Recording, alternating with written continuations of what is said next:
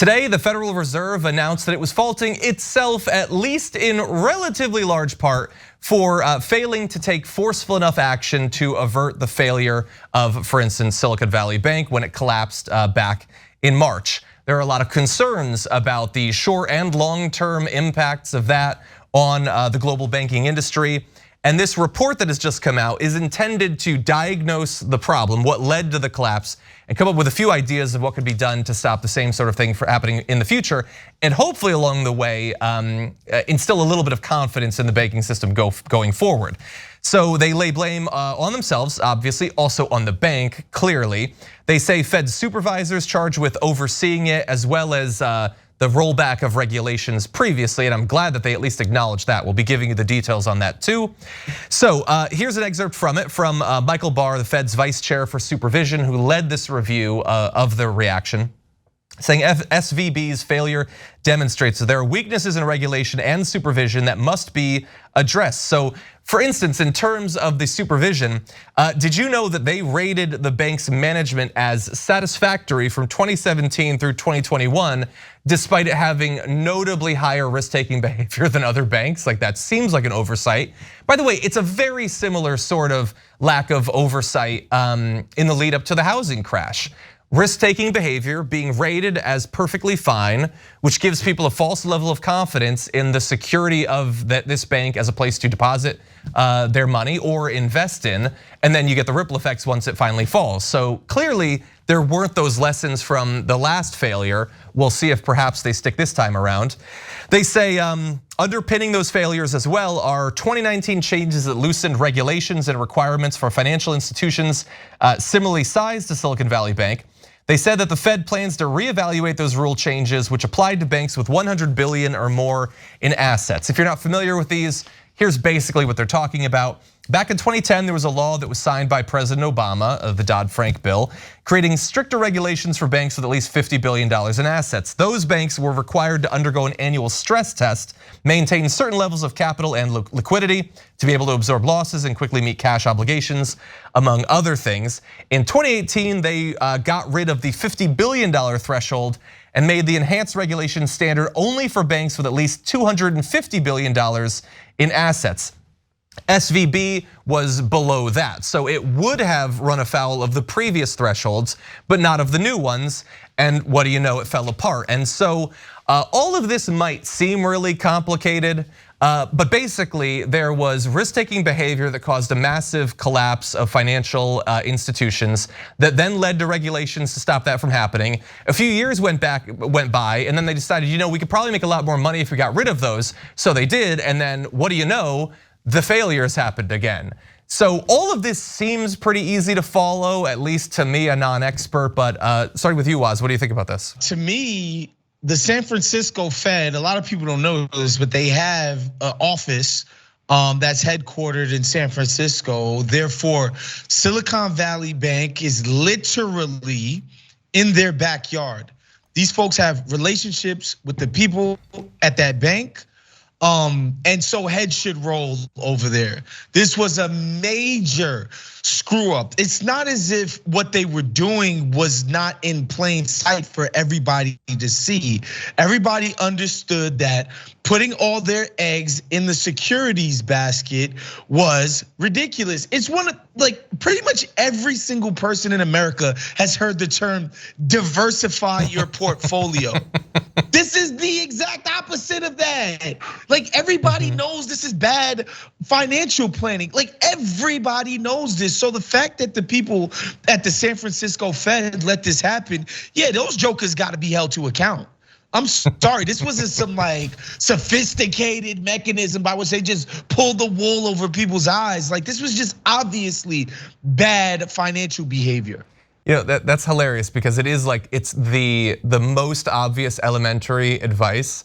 And they responded to the call to diversify their assets the way that Tucker Carlson might, saying, when has diversity ever been our strength? Anyway, David, what do you think? What I find interesting is how media reports on these sorts of topics. So I read a few pieces on this, and there is absolutely no connection to what people like Bernie Sanders at the time were saying in 2016 about, hey, if we weaken these regulations, this is going to happen. I think it's important for media to introduce these individuals that at the time were warning about this, because the way they're treating this is, oh, no one could have seen this coming, but now there's this analysis, oh, this is what happened, oh, now we learned our lesson. No, at the time, we knew there was a problem. People in prominent positions said, hey, this is going to happen, and it happened. So it's important for media, I think, to include that part of the analysis in the equation, because then you can inform people, hey, this is not out of the blue. This was not completely unexpected. We knew this was going to happen based on both the regulatory framework as well as what Waz was saying as well. So none of this is surprising. Yeah, I'm glad that you pointed that out, because it's one of the weird things about politics, even the most consequential areas of politics, that for the most part, being really, really, really wrong doesn't matter. Being like prophetically right doesn't matter. Like it doesn't matter whether you're in the media or you're one of the politicians that makes these sorts of changes. It almost never seems to have any effect. I guess it's all PR at the end of the day. Yeah, people did see it coming. Jim Cramer still has a TV show, man. Yeah. He's still yelling at people about what stocks to buy after the financial crash. That joker still doles out freaking investment advice. Like, that's insane. Yeah. That's crazy. Look, at the very least, an apology, an acknowledgement, a continued commitment to having learned from the experience. And I don't just mean people like Jim Cramer. I'm obviously not gonna get any financial advice from him or whatever. But politicians, so what they suggest that they do, they have some ideas. So Barr says, tougher rules related to capital and liquidity requirements, as well as the format of periodic stress tests. Oh, so going back to the way that it was before you rolled it back? Okay, good, maybe that is enough to actually stop it. And maybe they'll actually do it, because this is the sort of thing that threatens elite interests, so that's when you could potentially get some sort of change. But let's say they do. Let's say they actually follow these guidelines and they put them into effect. Would you like to bet how many years into the future before they roll them back again? Because it's definitely gonna happen. And why wouldn't it? They want to make more money, and they can potentially make more money by taking risks. And even if they take the risks and it doesn't work out, they're often going to be saved by the government. All of the incentives are set up for them to do the wrong thing. Why would we expect that they would not do the wrong thing? I don't know. Maybe we won't have to worry about it, because maybe they won't even raise the requirements. Maybe they've been watching what's happened in the wake of SVP's collapse, and maybe the initial predictions that there would be these massive aftershocks. Maybe it hasn't been strong enough, so maybe they think they can sustain this current level of risk. I don't know. David, going forward, what do you expect to happen? I mean, there's gonna be honestly nothing. Like, there's this discussion now, but there's no urgency within Congress to do anything about this, because these are individuals that are largely owned by Wall Street. Why are they going to further regulate this industry when there's no desire for them to do so? So there's going to be discussions about it. Hey, we should do this, we should do this, we should do this, and maybe something will be put forward and it's not going to pass, and then we'll all forget about this. And it's just this is the same thing that happens every time. So until there's a real shift in terms of how politicians are put into office, I have a very hard time believing that this is not going to happen again. Waz, do you disagree? I mean, there's nothing more to say. The proof is in the pudding. Just look at the history.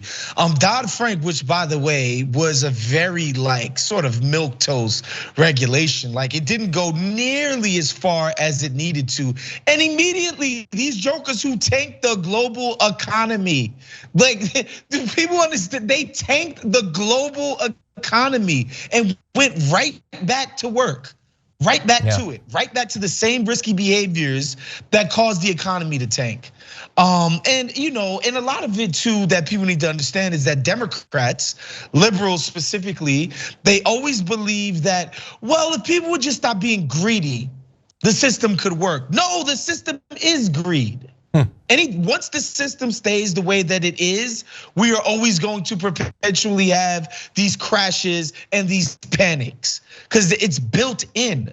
That's the system, right? And so there isn't going to be any regulation that comes in that saves it, because again, inevitably the money will make it so that it gets rolled back, and because everybody's looking the other way at that point. Thanks for watching the Young Turks, really appreciate it. Another way to show support is through YouTube memberships. You'll get to interact with us more. There's live chat emojis, badges. You got emojis of me, Anna, John, JR. So those are super fun. But you also get playback of our exclusive member-only shows and specials right after they air. So all of that, all you gotta do is click that join button right underneath the video. Thank you.